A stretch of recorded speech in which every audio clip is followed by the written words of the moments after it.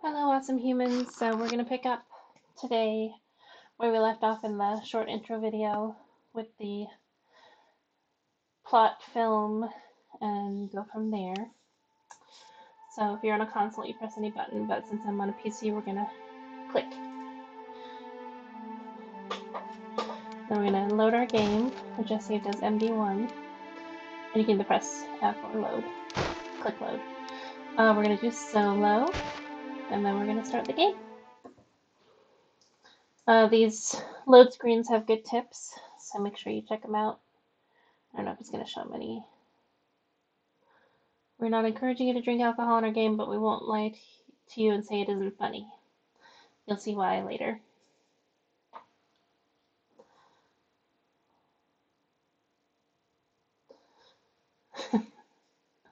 Wash your hands before eating, both in game and in real life, because poisoning is a thing in this game.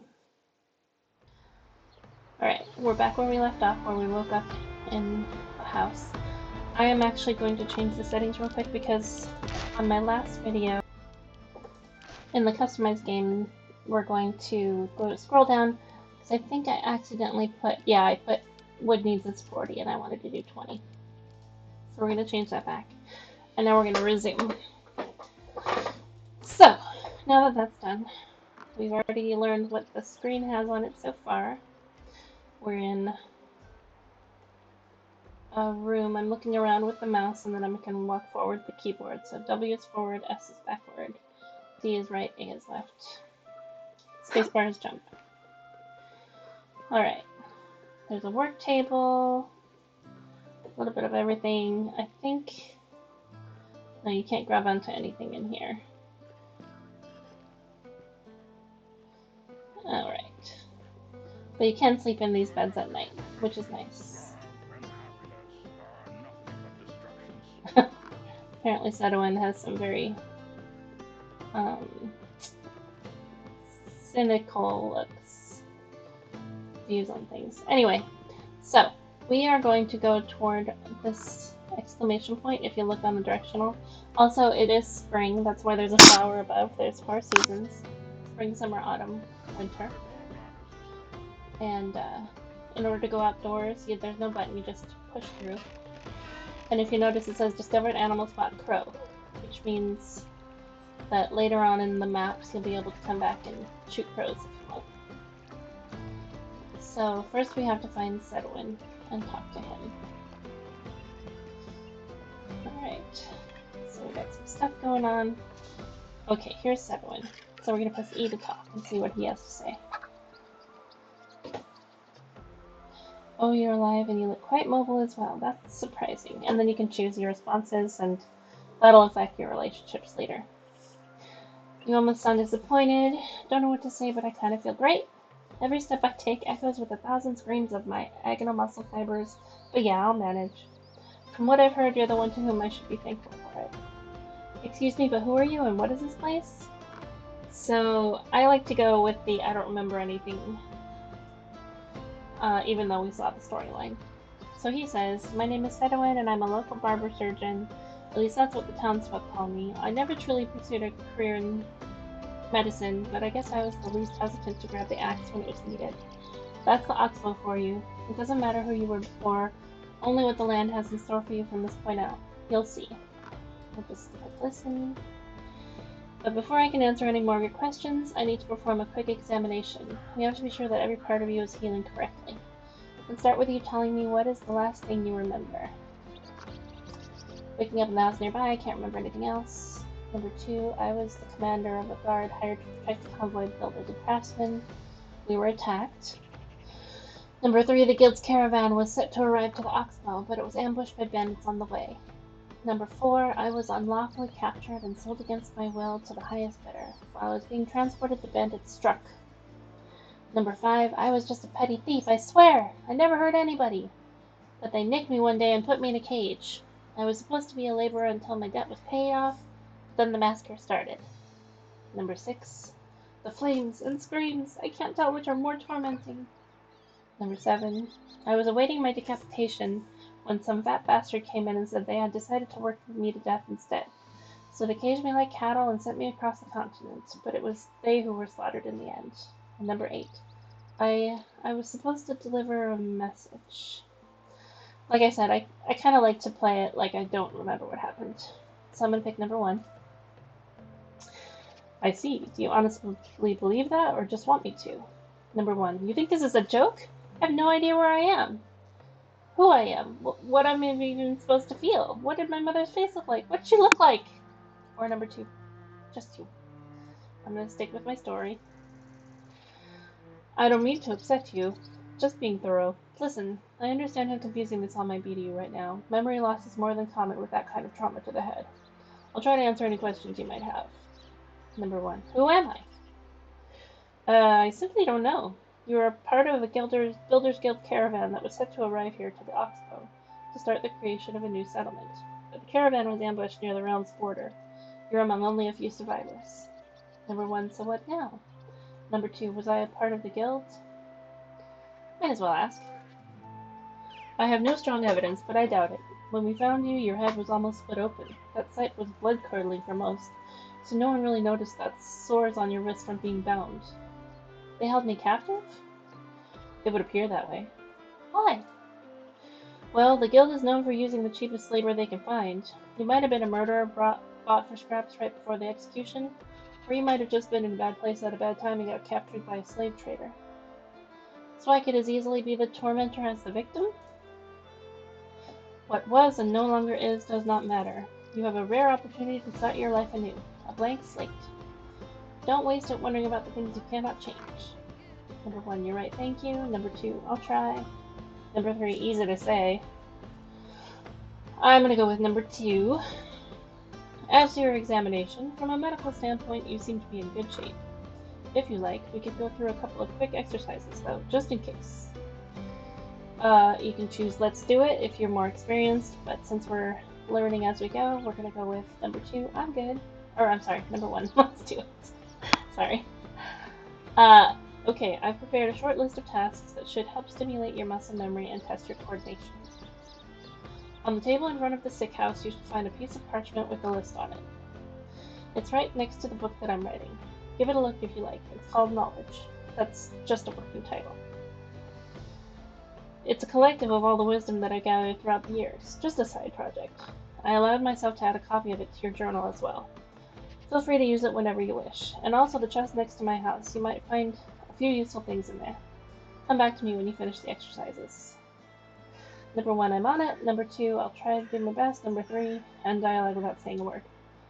I'm gonna do I'm on it. So now we've talked to Sedowin, and we have to find a list of exercises.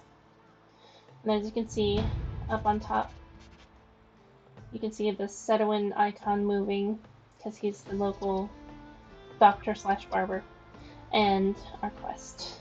Exclamation point. So we're gonna go see if we can find that list of exercises.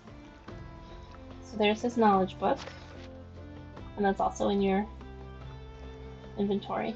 And then this is the list of exercises. You can't grab anything else. So we're gonna take this, and those are a few things that you need to get started. First one, gather resources from the ground nearby. We're going to collect 10 stones. So as you can see, there's little stones sit on the ground as well as sticks. And you only have 50 kilos. Oops, sorry, Sedowin. You only have 50 kilos of weight, so in the very beginning you don't want to weigh yourself down too much. So we're just going to grab the stones, not the sticks. 1. Okay, and then these little tutorials. You can turn this off later when you get more experience. But collecting resources, E is collect. All the basic resources can be collected in the wild, just look around and reach out for them. Sticks are the easiest to find, but on the other hand, stones and herbs are much harder to spot. Move the cursor on the desired item until its name is shown and collect it. Resources are used for various purposes like building, crafting, healing, or eating. You can go to knowledge if you want to know more, but I'm just going to close. So we're going to take... And it's on the top left, you'll see it's showing you how many stones you're taking and how many you have in yellow in your inventory.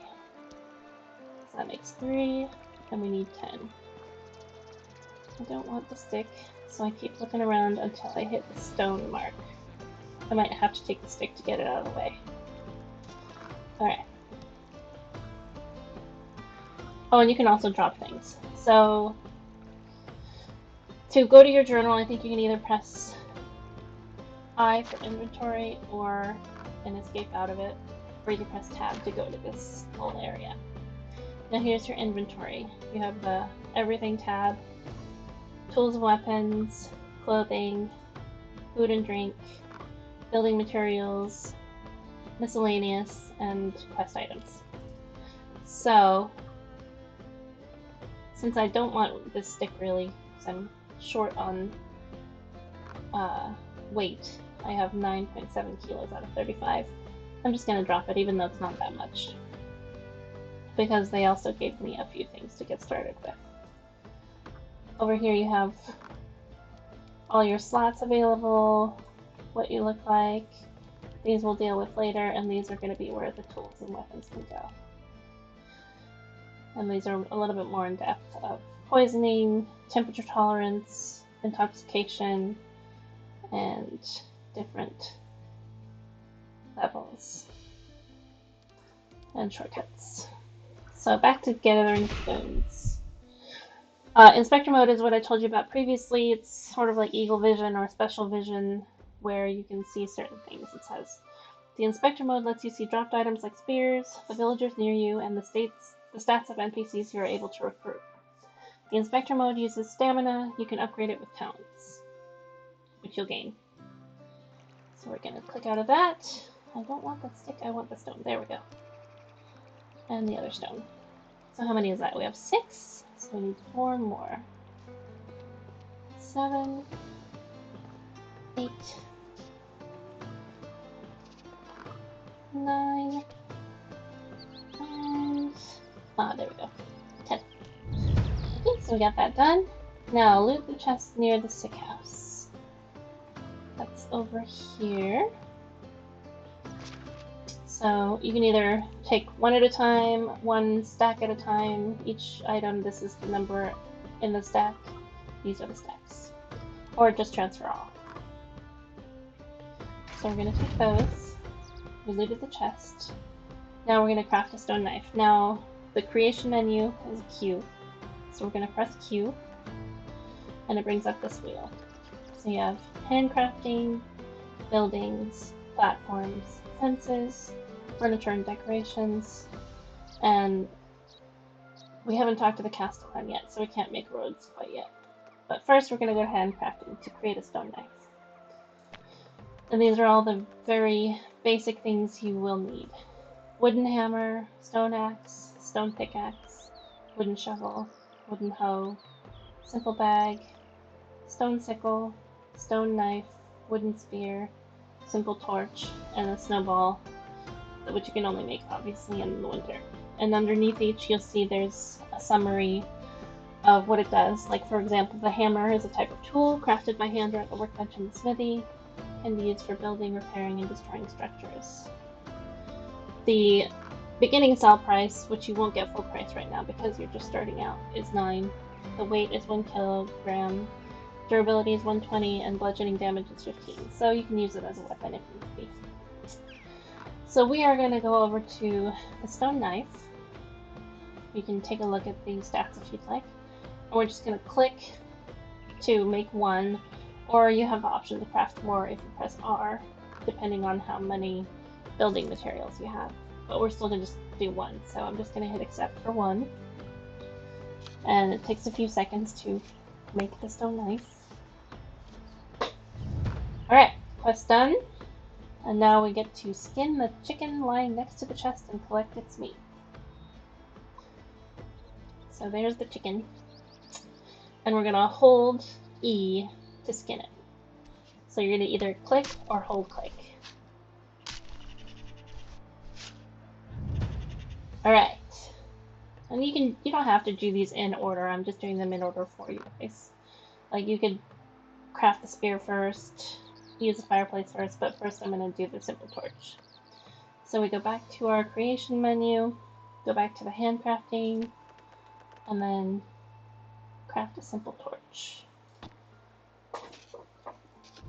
And then obviously in the middle it shows you what is needed to create it and whether or not you have it. Like I can't make a hoe right now because I don't have enough sticks. Okay, and then since we're already out here, I'm just gonna go ahead and craft a wooden spear.